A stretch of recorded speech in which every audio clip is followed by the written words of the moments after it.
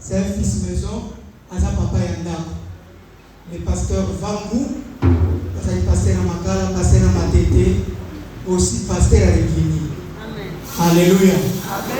Il était nommé comme pasteur à l'Église. Alléluia. Mais Dieu a fait grâce à quelqu'un dans Boka et États-Unis et Azaïe en charmante épouse. Il aura le temps de nous présenter cette charmante épouse que nous aimons trop bien. Alors sans plus tarder, nous recevons l'homme de Dieu, le pasteur Yabi Vangou, on l'acclame très devant le roi des rois. Acclamons le roi des rois.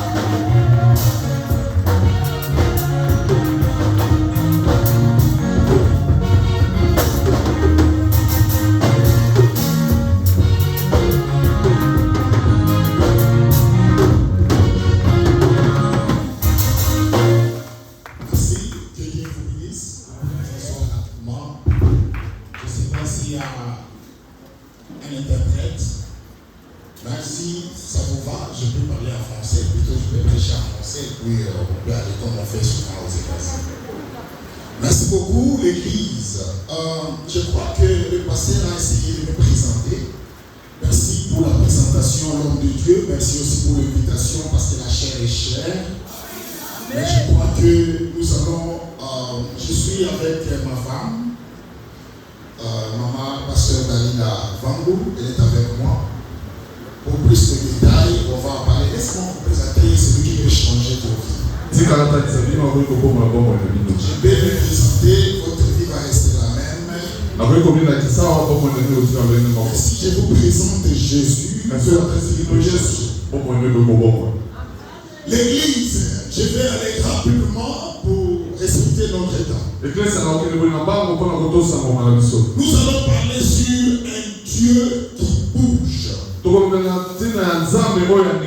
En d'autres termes, nous allons parler d'un Dieu qui est en mouvement. Pourquoi Dieu a préparé ce thème? Parce que l'Église est en train de traverser des moments difficiles. Je voulais dire que l'Église, comme l'Église est en train de traverser des moments de la condition. Or, si vous lisez dans la Bible, dans Malachie, la Bible nous dit, vous verrez de nouveau la grande différence. Entre ceux qui me servent dans la vérité et ceux qui ne me servent pas dans la vérité. L'Église, le peuple de Dieu, j'ai toujours l'habitude de dire, dans tous les endroits que j'ai passés, je suis en train de faire ouvrir cette parenthèse. Si nous regardons d'abord l'Église primitive, l'Église du commencement de l'époque de Jésus, et vous allez voir que dans l'Église primitive, les diables rôdaient autour de l'Église.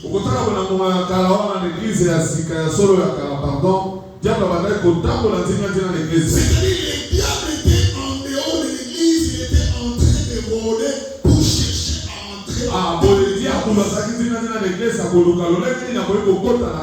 Mais les diables ne pouvaient pas entrer dans l'Église. Pourquoi? Parce que le peuple de l'Église primitive, il veillait pour que les diables n'entrent pas dans l'Église.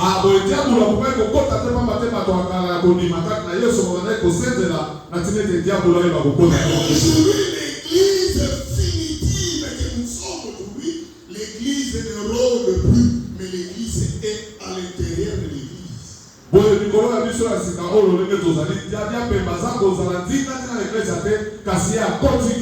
C'est pour cela que vous allez voir dans l'Église un frère qui prie, mais il vole.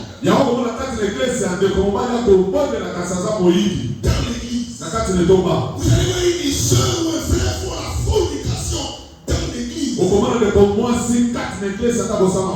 Vous allez voir un frère et soeur n'a pas la vérité, il prie Dieu, mais il est dans les mensonges.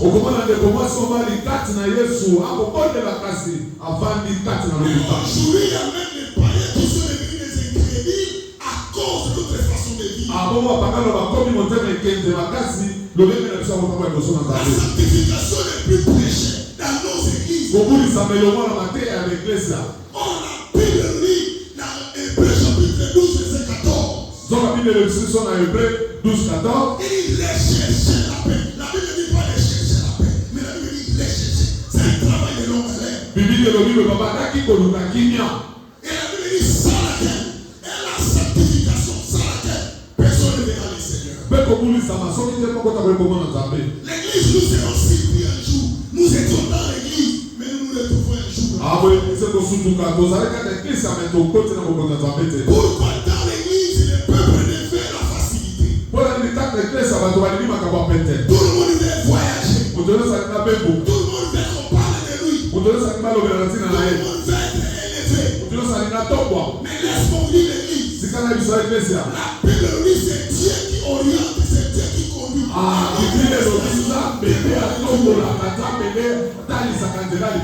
Aujourd'hui, tout le monde veut qu'on parle de Dieu. Jésus a cité moins de fois que nos noms sont cités plus que les noms de Jésus. Regardez l'église aujourd'hui, peuple de Dieu. Les hommes de Dieu ne rentrent plus dans la parole de Dieu pour sauver l'humanité. Mais aujourd'hui, les gens parlent que d'eux. C'est pour ça que je vais vous parler d'un Dieu qui bouge. Un Dieu qui est en mouvement. Exode. Nous allons lire avec nos Bibles. Regardez, vous allez voir même l'église a un problème avec la Bible. Vous êtes déjà en guerre avec la parole de Dieu. Vous n'avez pas la Bible, c'est déjà un combat. Regardez dans Exode chapitre 17, il est fait 1 jusqu'au 7. Chapitre 17. Du verset 1 jusqu'au verset 7. Toute l'assemblée des enfants d'Israël partit du désert de Zin. Selon les marches que l'Éternel leur avait ordonnées. Ils campèrent à Rephidim où le peuple se trouve en point d'eau à boire. Alors le peuple chercha querelle à Moïse et dit, donnez-nous de l'eau à boire. Et Moïse leur répondit, pourquoi me cherchez-vous querelle? Pourquoi tentez-vous l'Éternel? Le peuple était là, pressé par la soif. Il contre Moïse et il disait, pourquoi nous as-tu fait monter hors d'Égypte? Pour me faire mourir de soif avec mes enfants et mes troupeaux. Moïse cria à l'Éternel, que ferai-je à ce peuple? Encore un peu, ils me lapideront. L'Éternel dit à Moïse, passe devant le peuple et prends avec toi les anciens d'Israël. Prends aussi dans ta main ta verge avec laquelle tu as frappé le fleuve et marche. Voici, je me tiendrai devant toi sur le rocher d'Horeb. Tu frapperas le rocher. C'est le verbe frapper. Regardez très bien. Et il en sortira de l'eau. Et le peuple boira. Moïse fit ainsi aux yeux des anciens d'Israël. Et il donna à ce lieu le nom de Massa et Meriba parce que les enfants d'Israël avaient contesté et parce qu'ils avaient tenté l'Éternel en disant, l'Éternel est-il au milieu de nous ou n'est-il pas?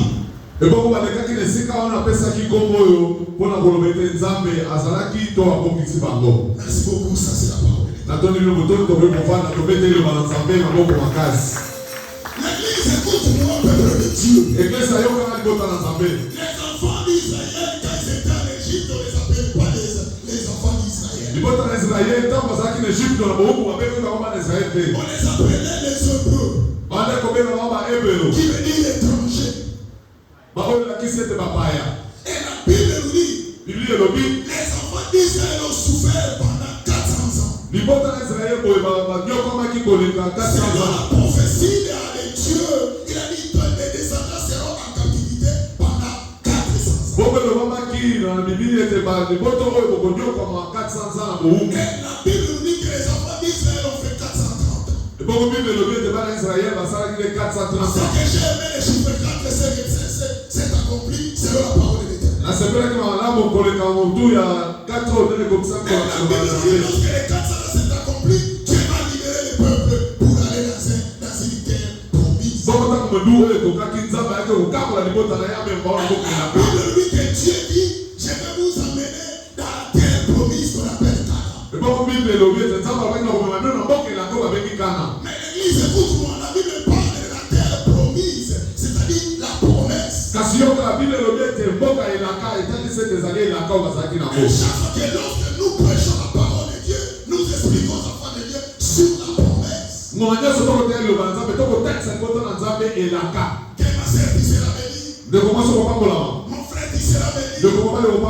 Mais nous oublions une autre dimension de la parole de Dieu sur la terre promise. Quand Dieu va libérer les enfants d'Israël, il dit, je vais vous envoyer dans la terre promise, mais là où vous allez aller, vous allez trouver les gens qui sont là-bas, mais vous devez combattre.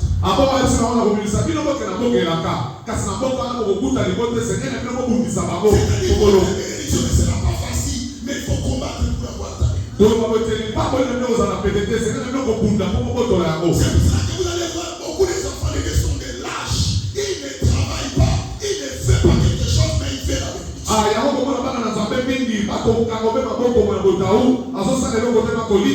Je vous demande pas d'utiliser la force physique, mais je vous demande d'utiliser votre tête.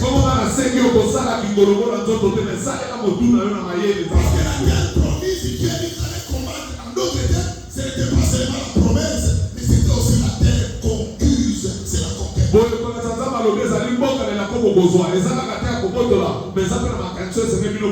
C'est pour cela la parole de Dieu, la bénédiction n'a jamais été facile. Les enfants ne devaient qu'on mette la nourriture sur la table, facilement qu'ils viennent manger.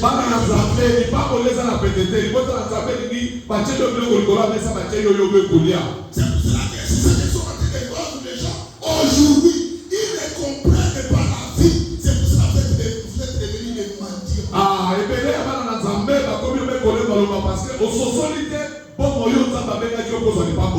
Quand nous étions à l'aéroport, quand nous sommes arrivés à l'aéroport, parce que nous sommes arrivés avec, nous avons pris 3 avions. Des États-Unis jusqu'à l'aéroport de Djibouti. Je n'ai pas dépensé $1. Arrivé à l'aéroport de Djibouti. C'est $400 qui va sortir. $400 de Bumbi. L'église, nous avons besoin de prier pour ce pays. Quand je sortais de l'argent, je suis resté avec $50. Il y a 15 personnes que je ne connais même pas, ils n'ont rien fait pour moi. Il dit même à ces gens qui étaient autour de lui, il est resté avec $50. Et comme on a dit $400, on va dépenser, on a dit que $50, c'est quand tu es à la cima, on va coloba, à Tikalina, $50 à ma bémanaïe. Tellement j'ai encore des difficultés avec l'argent, et la façon dont nous avons laissé cet argent. Un jour, j'étais quelque part, on m'a donné de l'argent, j'ai fait la confusion, je suis en train de compter 2 personnes derrière moi. Et comme on connaît, c'est la salle sous on a commencé à la casse, on a commencé, on a commencé à bisolo, on a salle moi qu'on a moqué, pas tout le monde va aller dans Simana. Ils ont besoin d'argent. Et même cette habitude est arrivée même dans l'église. Mais si vous regardez les gens qui ont servi le Seigneur, même les pauvres, ils étaient des bosseurs, ils travaillaient malgré le péché.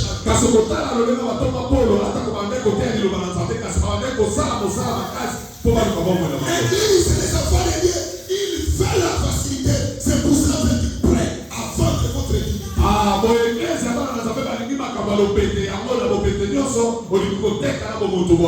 Vous n'avez plus la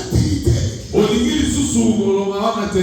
Regardez les textes que nous venons de lire. Tala etendo touti kota. Moïse qui veut dire tirer les eaux. Moso etalisi ete kolongo kobenda makati na mai. C'est lui qui était le leader choisi par Dieu pour libérer et amener le peuple vers Yebe Dieu. moto abusi oza baponaki aboma libota na Nzambe, libota na Nzambe na kati na njia ya Dieu bisa nous a bango. parlé qu'il faut laisser le Seigneur vous appeler. Parce que lui-même a dit, dans Jean 15, ce n'est pas vous qui m'avez choisi, mais c'est de moi. Ndena lobaka tika Nzambe abenga yo pamba te na Bible elobi ngai nde naponi bino bino boponaki nga te. Tous les peuples aujourd'hui veulent devenir les serviteurs de Dieu. Bato nyonso lelo kaka etonga bayeba koma basali na Nzambe. Mais il ne prie pas. Azobondela te, Il ne lise pas la parole. ayebi maloba na Nzambe te. Même lorsqu'il prêche la parole de Dieu, Ata bakota eloba na Nzambe, l'éternel est versé limite qu'il y a une contradiction flagrante. okotala makambo azokotaka eza kokotisa na bulunga. Il veut venir devenir serviteur de Dieu. Ali kokoma kosali na Nzambe. Parce qu'ils ont vu les autres devenir serviteurs. Baba te bamoni ba oyo misusu bakoki basali na Nzambe. Quand le Seigneur vous appelle, c'est lui-même qui va vous donner les capacités de faire son travail. Ndeko ntango yesu akobenga oyenda kokotisa yo makoki na ntino mema liloba na ye. Parce que si vous cherchez les hommes, vous élèves. Soki okosala bato batombola yo bakomisa yo linokoma.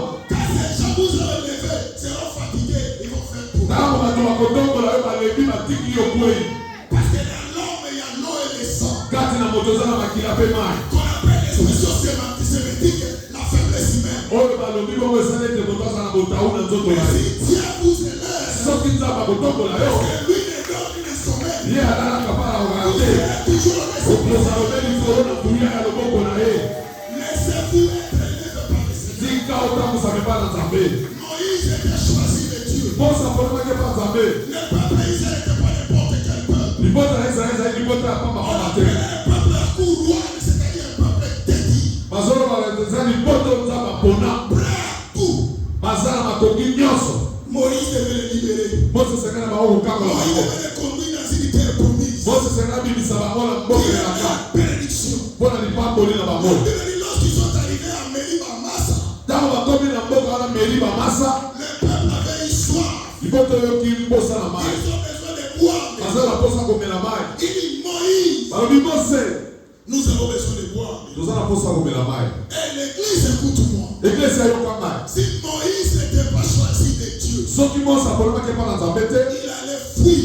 alingaki kokima. Parce que le peuple que Moïse conduisait, mpo libota oyo Mose amandaki kotambusa ils étaient nombreux. bazalaki etuluku La Bible nous dit sans compter les femmes et les enfants. kotanga basi na bana te. Et vous savez, souvent ça paraît que les femmes sont plus nombreuses que les hommes. bongo toli malamu ezalaki mibali balekaka basi J'ai dit ça na bana paraît. ebele ezalaka neti neti Parce que c'est le mystère de Dieu. bongo eza mabongami na Nzambe. Un jour, il y avait un frère qui me dit, mokolo moko ndeko mobali ya bisika il dit, parce qu'il faut avoir même des femmes, parce que les femmes sont nombreuses, parce que d'autres font un chevaux, font un chevaux. bongo ya bisika alobi esengeli na mibali bazwaka basi mibale misato parceke basi baleki ebele. Malgré les femmes sont nombreuses, aucun jour Dieu vous a dit qu'il manque des hommes pour les femmes. atako basi baleki ebele mokolo moko te Nzambe ayebi biso ete basi oyo bakozanga mibali oyo akolela C'est bango. nous qui faisons chercher à être à la place de celui qui a créé les femmes. eza nde biso tokoluka tozala na esika oyo Nzambe akela bato wana. Quand Dieu a créé quelque chose, il n'avait pas un conseiller. Ça, c'est à laisser le Seigneur faire et diriger sa création. ntango Nzambe akelaki azalaki na moteli pembeni te tika Nzambe asala bakonza makambo ya kosala. Vous savez que quand Dieu a créé les cieux de la terre, lui-même a donné le nom à 5 éléments dans la création. oyebike ntango Nzambe akeli likolo mpe na se apesi ope bakoma na biloko misato mitano Toutes les oyo elobaki. choses restantes, c'est l'homme qui a donné. oyo nyonso etikali atikali mokumba epai ya moto wana. Regardez combien Dieu a toujours confiance de l'homme. me tala lolongeli Nzambe apesaka motema epai ya moto. Vous-même, vous ne savez pas la valeur que vous avez, vous vous sous-estimez. me yo moko ozoyeba te motu ya Nzambe apesaka oyo ozobikitisa. Moïse est arrivé à l'endroit qui avait les rochers. moïse akomi esika bongo mabanga ezalaki. Et le peuple avait besoin d'eau. libota ezalaki na bosenga ya mai Et ça que j'ai mis dans les textes. oyo nga na lingi na makomi. Moïse est allé vers l'Éternel pour présenter la situation du peuple. bongo nga na sepeli mposa akendaki kotuna Nzambe mpo na kotalisa mposa ya Parce libota. que mon frère, lorsque nous sommes devant une situation qui nous dépasse, n'allez pas vers les féticheurs, parce que ce sont les hommes comme vous, mais allez vers l'Éternel. yoka ndeko ntango okomi na likambo ezotungisa bomoi ekokende epai ya ngangakisi te kende mpa mokeli na yo akela yo ete ayebi likambo wana. Aujourd'hui, les gars ont compris que vous allez comprendre que vous êtes dans la maison des féticheurs. C'est pour cela que les féticheurs sont venus dans les églises. boye kati apemba yebi neti bino bokela na ndako bangangakisi batiki bandako bakoti na kati etonga. Tout le monde fait la prophétie qu'on parle de lui, ma sœur. tu verras la main de Dieu. Pendant que tu vas voyager, on vient de distribuer des cartes de l'éther qui ont manqué les cartes. Comment tu vas avoir les personnes? Ah, bon, ma côte à la tête, c'est avec comme ça que le bouquet de Bobby, mon boss à la boue. Aussi, le bouquet de cartes de l'éther, non, le bouquet, ça, au soit. C'est de la magie, il est saint. Ah, et ça, la solo. Et la Bible dit, lorsque Moïse a vu que la situation est dépassée, il est allé consulter. L'église, nous n'avons plus la vie de prier, même dans nos églises. Permettez-moi de chanter, je ne sais pas quand vous chantez, mais ça c'est un constat que j'ai fait. Vous chantez plus que vous priez.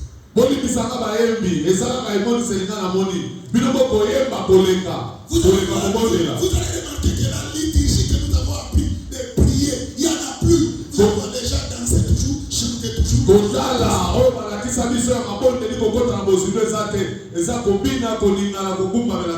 L'église, nous devons retourner dans la sainte doctrine. Nous devons rester dans la sanctification parce que lui-même a dit, sans la sanctification, personne ne verra les saints. Nous avons besoin de voir le Seigneur. Nous ne sommes pas venus dans cette église pour voir les hommes. Nous ne sommes pas venus dans cette église pour se voir mutuellement. Un jour, l'église m'a dit à Jésus, nous voudrions voir Jésus. Le peuple dit aux disciples, nous voudrions voir Jésus. C'est pour cela que quand le Seigneur me donne l'occasion de se mettre dans cette chair, j'aime présenter celui qui peut changer vos vies.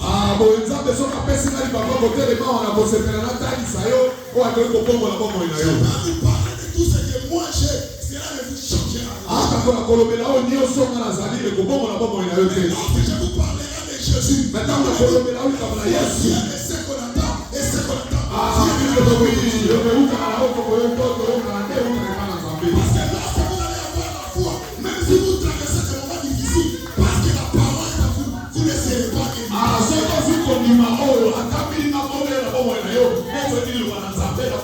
aujourd'hui, c'est dans cette église et même c'est dans l'autre église. C'est parce que n'est pas si.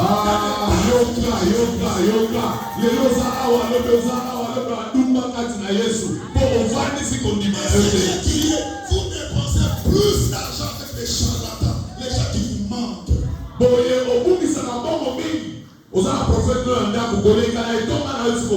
Parce que l'église, le peuple veut qu'on leur parle des choses qui sont des sentiments, des émotions. Un jour, nous sommes allés prêcher dans une église. Tous les précédés, les gens qui m'ont précédé, quand ils prêchaient, ils donnaient même des exemples banals. Mais regardez comment les gens venaient s'aimer de l'argent.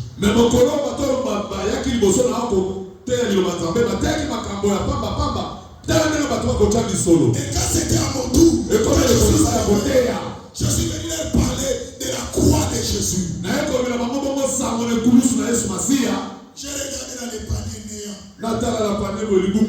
Parce que j'ai parlé de la sanctification.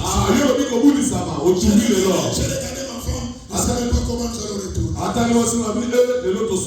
Mais Dieu nous a fait grâce, quelqu'un nous a récupéré pour nous reposer. Découragé, je n'étais pas découragé pour parler de la sanctification. C'est pour cela, même aujourd'hui, l'église, c'est la sanctification qui fait de nous ce que nous sommes. Pour voyager là où je suis aujourd'hui, l'église, écoute-moi, je n'ai jamais songé à ça. Les passeports, je l'ai eu une semaine avant de partir.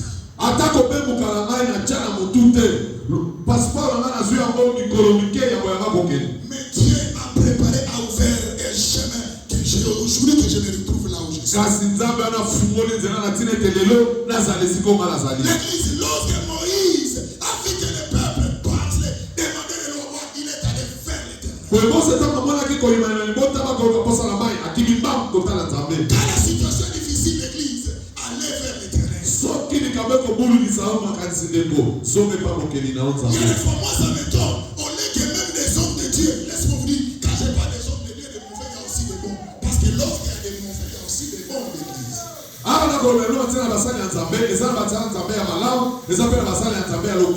Si vous fréquentez dans les églises, vous allez voir un pasteur dans une église. Il tombe à la fornication avec des sœurs. Ce n'est pas un homme de Dieu.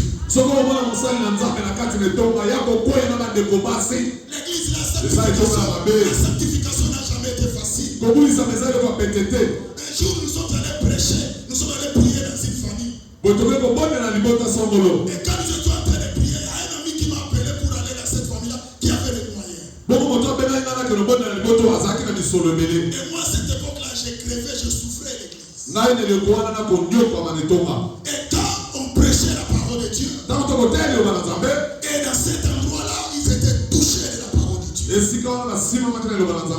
Et l'église, il y avait un homme qui avait beaucoup d'argent, il était touché, il a préféré de me bénir. Mais comme je suis allé par les canaux de l'air, pasteur,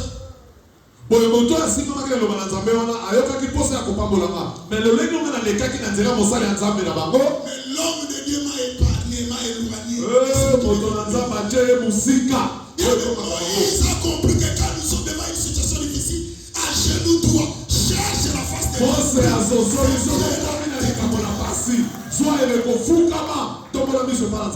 Les Israéliens ont besoin de boire de l'eau. Regardez Moïse devant lui avec le peuple. Vous savez d'abord Moïse quand il était devant la mer Rouge et derrière lui c'était les militaires, les Égyptiens qui venaient. Moïse était au centre. Le peuple voulait traverser la mer Rouge parce qu'il voyait derrière Moïse, c'est-à-dire derrière eux, c'était la mort militaire devant et c'était la mort maritime.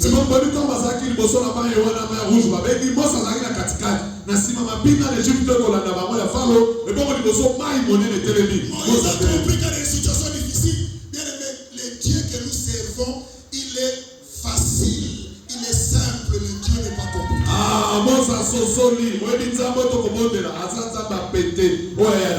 C'est nous qui donnons l'impression, même la façon dont nous nous habillons, il y a des fois nous mettons des habits que vous regardez, vous avez même peur de celui qui s'est habillé.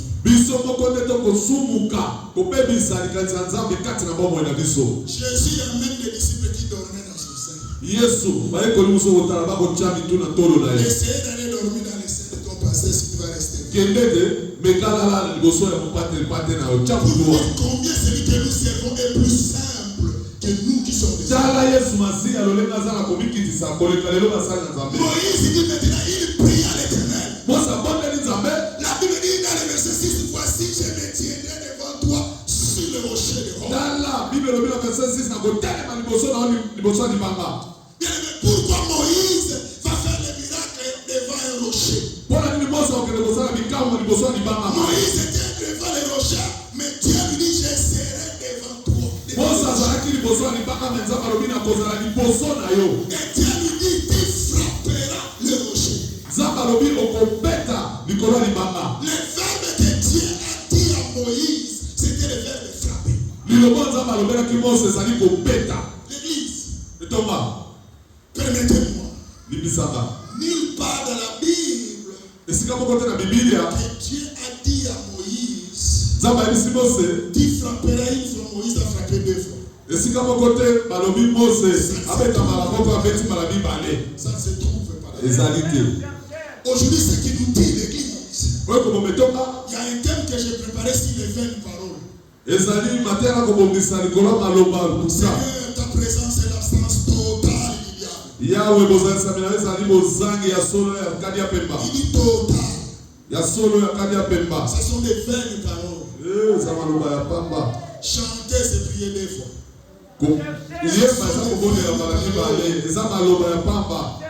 Quand Dieu était au ciel, où était le diable? Il était là. Quand Job était là, où était le diable? Il était là. Quand Jésus était dans la prière pendant 40 jours, 40 nuits, où était le diable? Il était là. Il a dit que le diable c'était mal nécessaire. Il faut qu'il soit là pour qu'il vive la puissance de Dieu. Pour voir comment le Seigneur va te lever, comment le Seigneur va te lever. Bible nzamba kotombola wana bomoi na yo. La Bible dit qu'il frappera le rocher. Bible obi kopeta libanga. La Bible dit il a frappé le rocher. Bible obi apeti libanga. L'eau est sortie. Maye bibi. L'église, laisse-moi vous dire.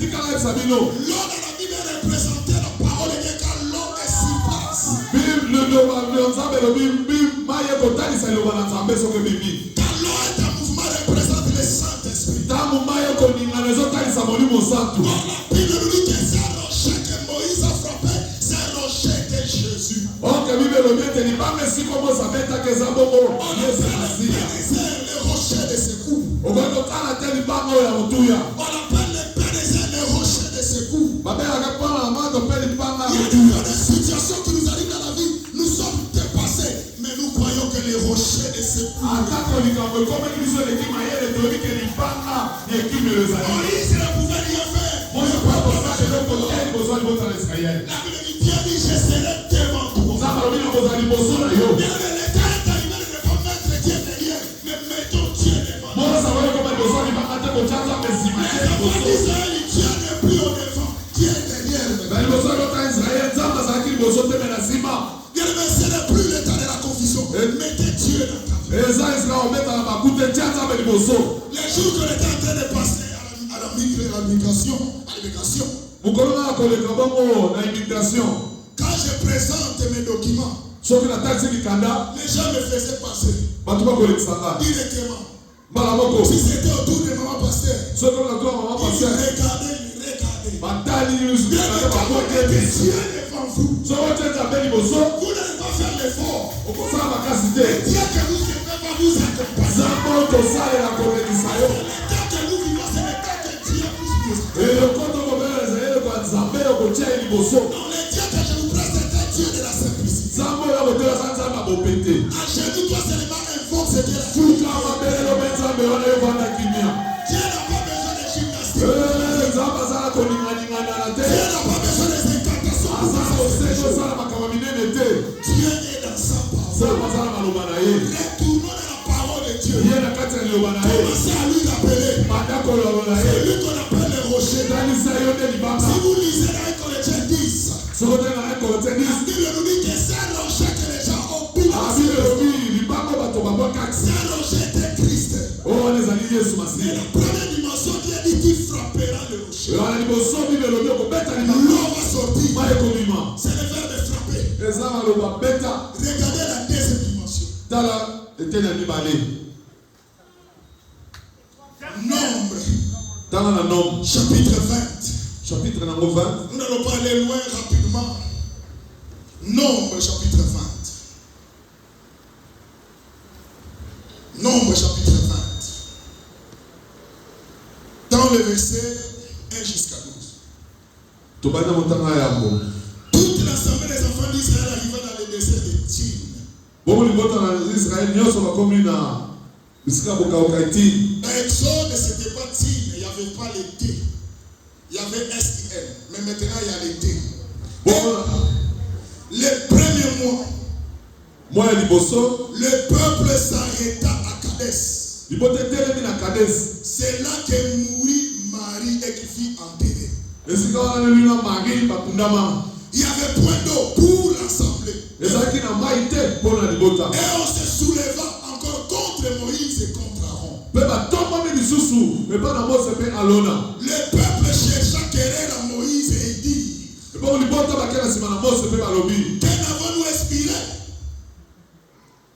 Quand nos frères expiraient devant l'Éternel, eloko bino ozwi te o libota baluki mpa nzambe. pourquoi avez-vous fait venir l'assemblée de l'Éternel dans le désert pour que nous y mourions? mpona nini obengi libota na israeli kati na esome mpo tokufa. Nous et notre bétail. biso na bibwele na biso. Pourquoi nous avez-vous fait monter hors d'Égypte pour nous amener dans cette mpona Égypte? nini obimisi biso matisi biso na ejipito mpo na biso na esika esome oyo. Ce n'est pas un lieu où l'on puisse s'aimer. Il n'y a ni figuier, ni vigne, ni grenadier, ni d'eau à boire. eza na esika ya kolona eloko te nzete te eloko moko te ata mai ya komela mpe eza te. Moïse et Aaron s'éloignèrent de l'assemblée pour aller à l'entrée de la tente de l'assignation et ils tombèrent sur leur visage et la gloire de l'Éternel leur apparut.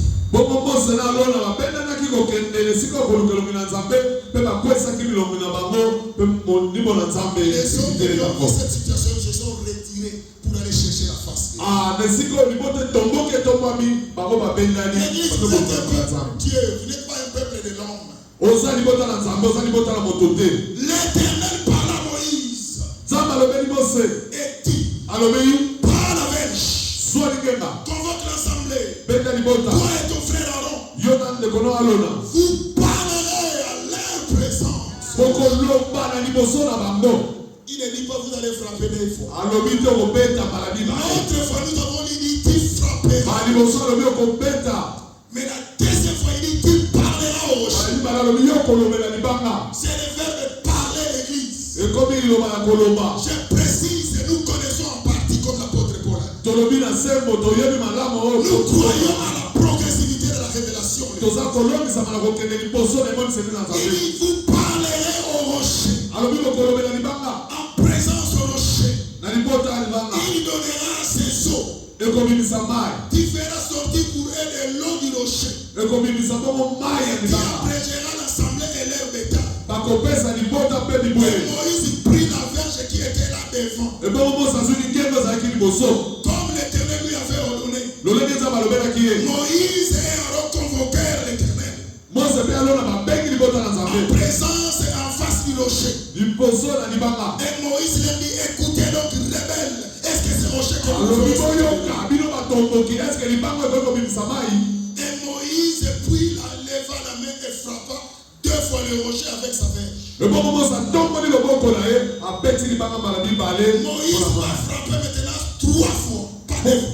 Mose abeti mbala misato. Mais Dieu lui avait dit, tu ne frapperas pas le rocher. La deuxième dimension, tu parleras au rocher. Zoka nzambe alobelaki ye mbala mibale okobeta te yo kolobobela libanga mpo. Moïse, la première fois, il a frappé, l'eau est sortie. mbala liboso Mose abeti mai ebibi. Mais la deuxième fois, Dieu dit à Moïse, tu parleras au rocher. nzambe alobi okolobela nde libanga Mais mai. avant cela, Moïse appelle les enfants d'Israël, rebelles que vous êtes. ame yango Mose abengi bota banzambe abi batomboki bozali. Et il dit, est-ce que si c'est un rocher que nous vous ferons sortir de l'eau? eske bolobisami kela libanga oyo mai ekoki kobima. Est-ce que si c'est un rocher, nous vous, c'est-à-dire moi, Moïse, Aaron et Dieu, nous ferons sortir de l'eau à boire? abisi bango boza kolongisama ngai nzambe nalona na libanga oyo mai ekoki kobima. Pourquoi Moïse a fait cela? Mose alobaki boye mpo na nini. Parce que Moïse a eu la place de Dieu. Mose azwaki esika na nzambe. Moïse voulait voir la gloire de Dieu. Mose alingaki kozwa nkembo na nzambe. L'église, écoute-moi, ne prenez pas la place de Dieu quand tu n'es pas un Dieu. entonga yokanga ekozwa esika na nzambe te mpo oyo oza nzambe te. Et Moïse, par son stupidité, il est allé frapper 2 fois, qui va faire 3 fois pour que le sort. Mose ake kobeta mbala mibale na libanga na kolongisama na ye esaliti mbala misato mayebi. Curieusement, l'église, écoutez. yoka boye eklezia. Quand Moïse va frapper, de l'eau va sortir. ntango abeti mai mpe bimi. Dieu lui avait dit de parler, lui il frappe. nzambe alobi loba ya beti. Qui est le plus rebelle? nani aza motomboki.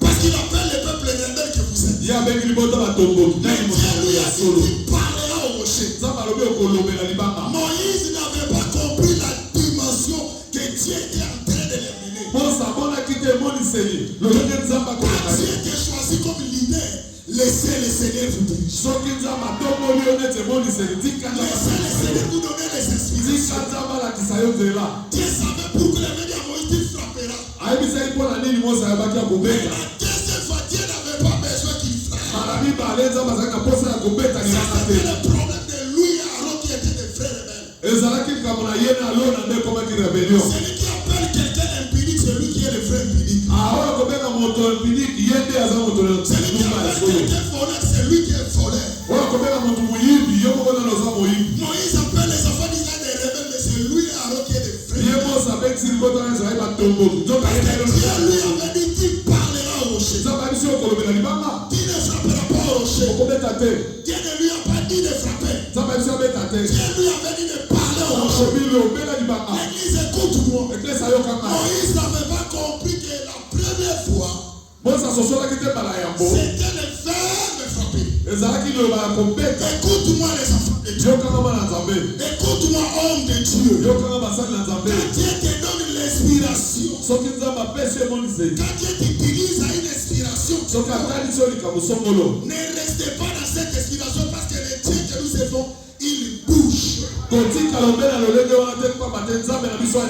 Vous allez voir les gens qui font des miracles, ils sont restés qu'avec le même système parce que Dieu avait utilisé de l'eau.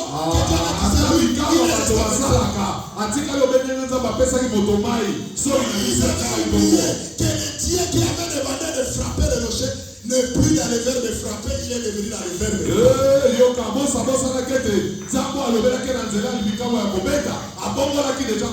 vous savez pourquoi aujourd'hui que nous ne parvions plus à comprendre le mouvement de Dieu dans notre vie.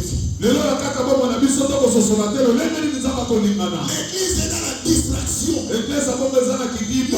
Nous ne comprenons plus le mouvement de Dieu. Hier, frère, ça était celui que Dieu utilisait aujourd'hui qui n'a plus la puissance de Dieu. Vous regardez le WhatsApp, l'Instagram, le Facebook, plus que le nombre de la prière. Réseaux sociaux, plus que le nombre de la prière. Plus que les ailes de la prière. Mais Moïse a frappé, il a obéi à Dieu. Mais la deuxième fois, Dieu dit Moïse, tu ne frapperas plus. La deuxième dimension, ce n'est plus le problème de frapper, mais la deuxième dimension, c'est le problème de parler. Oh, je t'ai parlé que les rochers, c'était Jésus. Oh, la première dimension du salut qui est Jésus, il devait souffrir, il devait être fouetté, chicoté pour l'autre salut éternel. Et lorsque Jésus va être chicoté, flagellé, c'est alors que nous aurons la vie. Parce que la Bible dit celui qui a le Fils a la vie, mais celui qui n'a pas le Fils n'a pas la vie. Et la deuxième dimension de la Christologie, c'est le plus le problème de frapper. Jésus était frappé une fois. La deuxième fois l'église, c'est le problème de parler à Jésus. Ma soeur, mon frère, je parle à l'église que l'autre Israël avait 3 étapes. Il y avait le parti, il y avait des liens très saints, il y avait aussi les liens saints. Et lorsque Jésus était sur la croix, les portes qui séparaient les liens saints et les liens très saints, les portes qui séparaient le parti et les liens saints.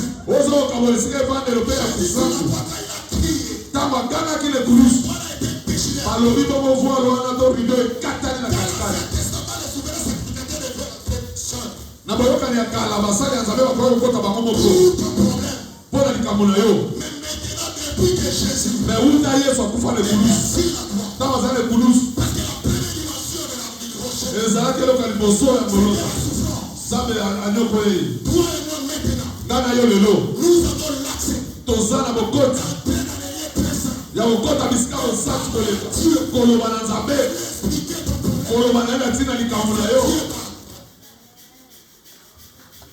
Et la Bible nous dit, Et bon Bible lobi.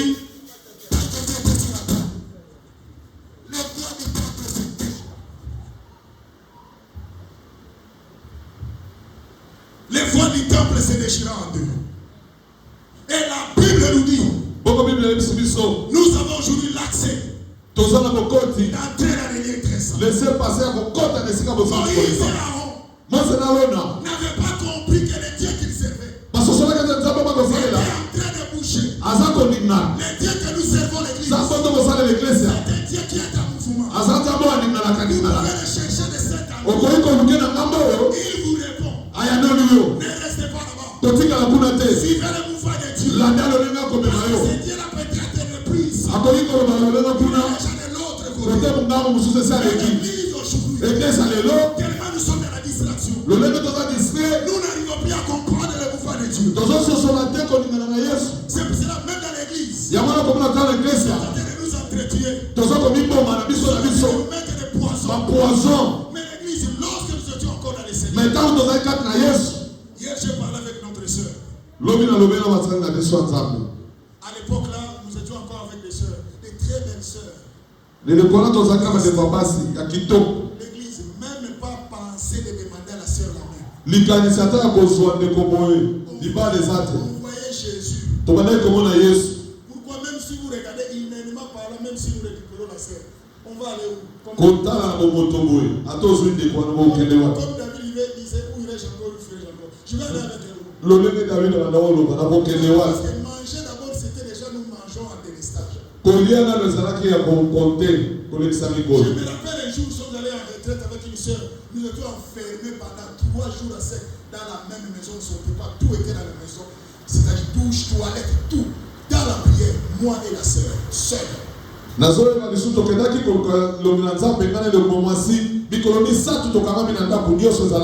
Mais aujourd'hui, connaissez seulement de vous mettre ensemble.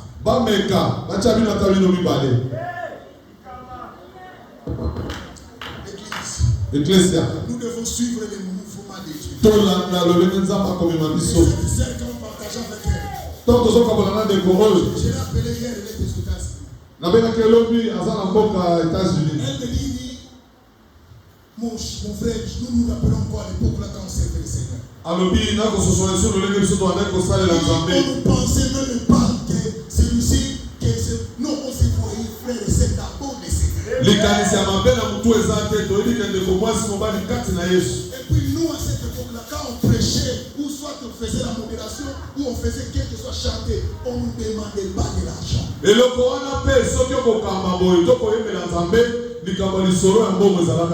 Mais aujourd'hui les gens demandent où est mon cachet. Vous pouvez être étonné parce que vous me voyez venir de l'autre côté, vous dites mais cet homme il comprend le système de ce monde. Non, je comprends.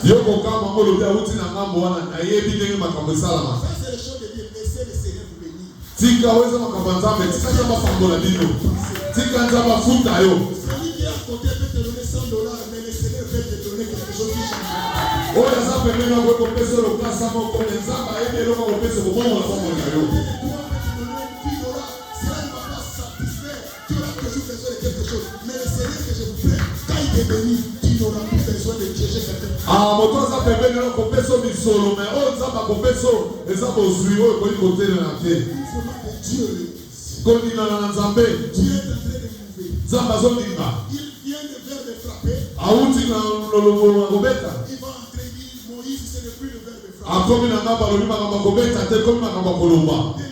Aujourd'hui, nous voulons voir des impressionnistes venir dans nos églises, faire des incantations, c'est-à-dire que Dieu est là.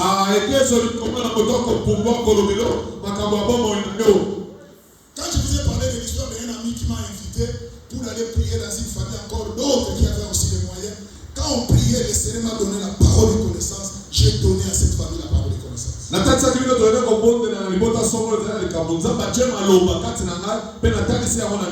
Cette famille était émerveillée de voir ce que Dieu a fait au travers de moi.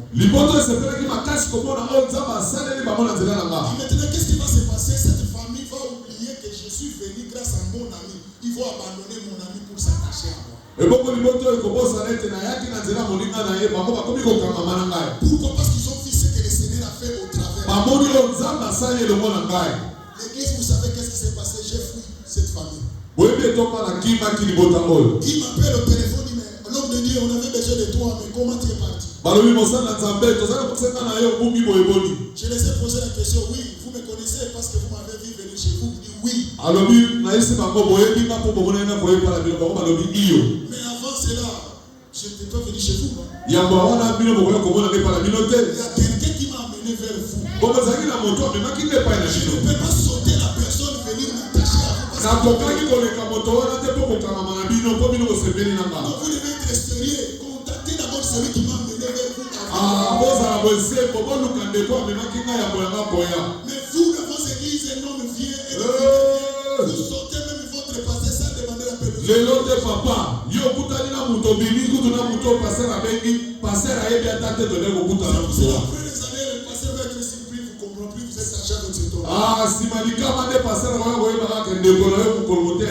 Tout simplement parce que vous êtes loin de la parole, il devient patient.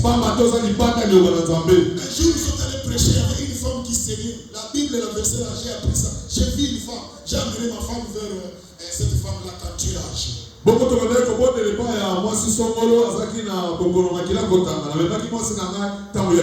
Et cette femme-là voulait que quand je prêchais, il y avait un thème que je parlais, si tu connaissais les dons de Dieu. Hier, à ce moment-là, ma classe, dans mon côté, avec côté, à ce côté, que le Kolanzambe. Elle est venue me voir, dit, pasteur, je veux que nous puissions parler, il faut qu'on fasse quelque chose pour ma situation. Avec mon sang, Nzambe, tout sur le nom, mon cœur, ça, il y a beaucoup de problèmes.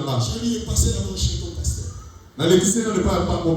Lorsque son pasteur a autorisé, c'est alors que j'ai suivi son cas et Dieu a ses manifestations. L'église, écoute-moi, les dieux que nous servons est en train de bouger. Moïse, Dieu lui a dit, il parlera au rocher. Moïse qui avait déjà frappé le rocher. Maintenant, c'est le problème de parler au rocher. Moïse et Aaron étaient distraits. Aujourd'hui, les hommes de Dieu sont devenus distraits. Aujourd'hui, les hommes de Dieu sont devenus distraits. Quand je parle des hommes de Dieu, il y a une classification des hommes de Dieu. Tout chrétien est un homme de Dieu. L'église Moïse n'a pas pu entrer à Canaan à cause de ne pas comprendre les mouvements. Et aujourd'hui, l'église, aujourd'hui, c'est ce que nous vivons. Nous sommes dans la distraction, on ne comprend plus comment Dieu est dans le monde.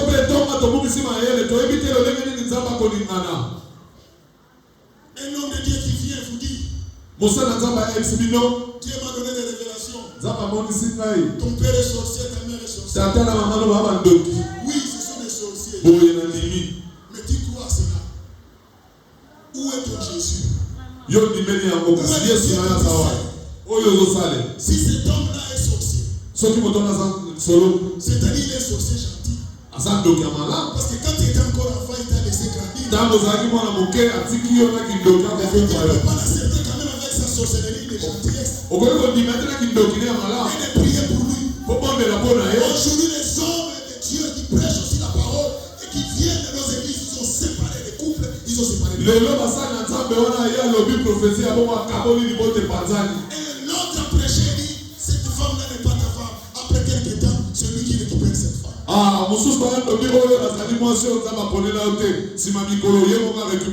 L'autre te dit, la chaînette que tu as là, c'est une chaînette de démons. Après des messages.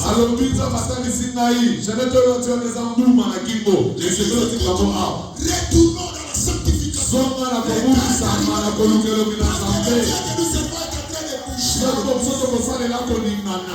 Il y a des fois, vous savez pourquoi les enfants d'Israël ont vu les miracles de la mer rouge se séparer.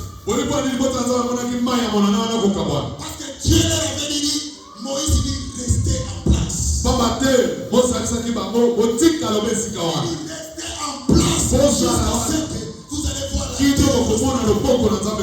Vous savez pourquoi vous ne voyez pas les miracles? Parce que Dieu vous a placé dans cette église. Vous n'êtes pas l'endroit que Dieu vous a placé. Je vais dire à l'église, c'est le moment de comprendre les mouvements de Dieu.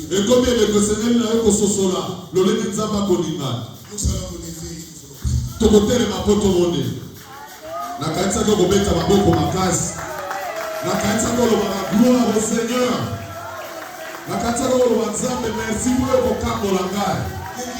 le mouvement de Dieu. Retournons dans la sainte doctrine. Je ne suis pas contre tout ce que les hommes de Dieu peuvent apporter. Le socle, c'est la parole. Dieu faisait les chrétiens de Béret et de Thessalonique. Il examinait les Écritures. Il voit ses collègues qui s'étaient.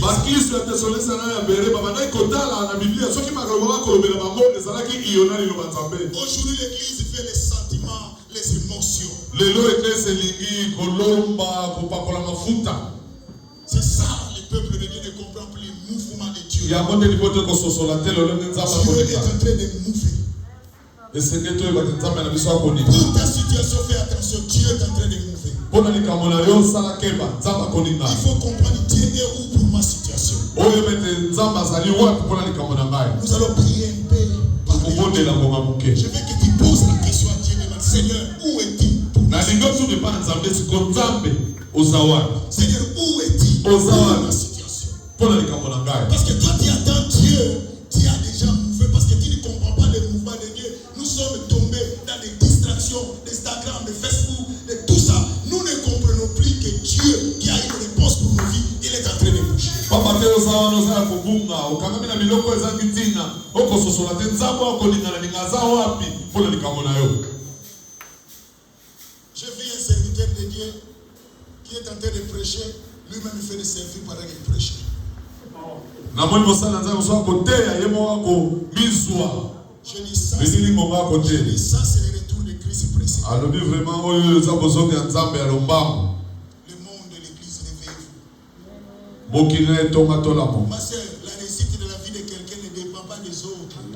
ndeko nanga kolonga na bomoi na yo ezolingela moninga aza pembeni te. Vous savez, dans la vie, je donnais un exemple, je disais, dans la vie, il ne faut pas imiter les autres personnes dans le sens que laissez les autres faire son parcours, parce que toi aussi tu as ton parcours. Na bomoi ya se kolanda nzela na moto te moto na moto aza na nzela na egarde kaka. Tu peux imiter quelqu'un, lui, son parcours, il va se limiter à la porte de l'entrée de l'église. Mais toi, ton parcours avec Dieu, tu peux aller encore même jusqu'à l'hyper. Mais lorsque tu imites quelqu'un qui se limite ici, tu as bloqué ta bénédiction. Je veux que tu fermes tes yeux. Parle à Dieu. Dis Seigneur, je vais suivre tes mouvements. Seigneur, j'éloigne la distraction dans ma vie. Dieu, c'est Dieu qui bouge. Dieu, c'est Dieu qui est en mouvement. Moïse a raté Cana à cause de ne pas comprendre les mouvements. Aaron a raté le Cana à cause de ne pas comprendre les mouvements de Dieu. Pendant que les chantres chantent et nous prions. Commencez à parler au Seigneur. Ma sœur, ne regarde pas ce matin.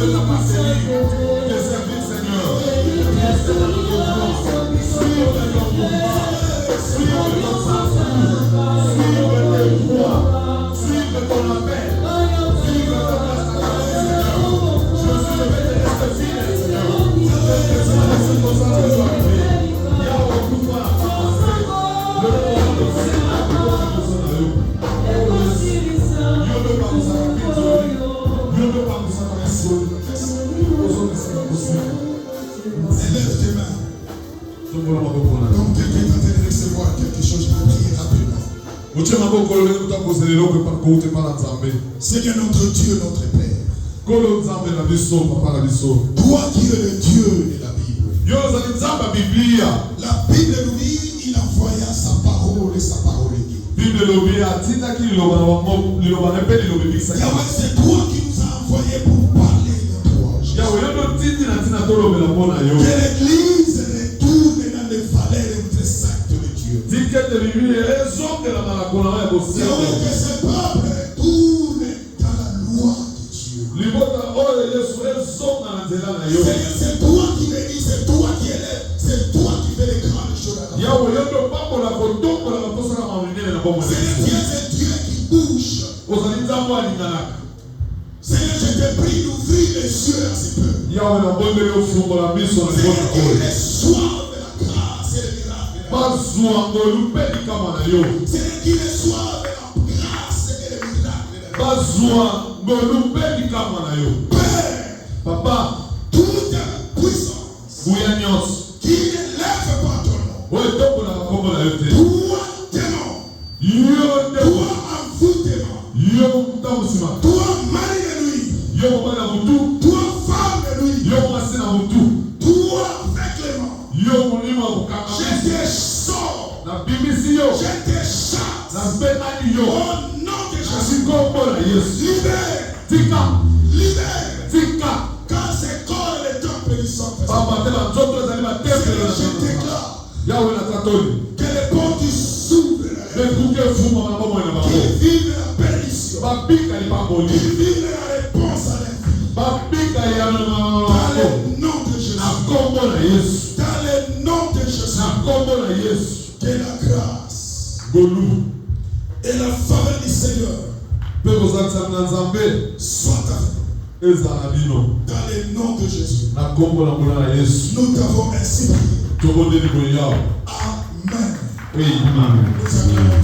Nous allons